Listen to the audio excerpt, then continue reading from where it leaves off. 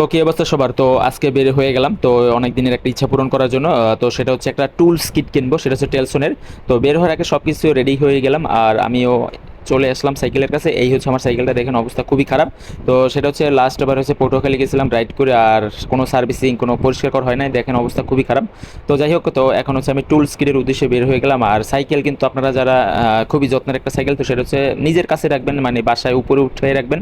তো অলরেডি নেমে গেলাম, তো এই হচ্ছে অলরেডি চলে আসলাম সাইকেল ব্রাদার্স। আর সাইকেল ব্রাদার্সে আসবেন খুবই সহজে, সেটা হচ্ছে বাবুবাজার ব্রিজের নিচে কদমতলিতে, এই যে জাপালের টাওয়ার সাথে অলরেডি কিন্তু এই দেখেন চলে আসছি।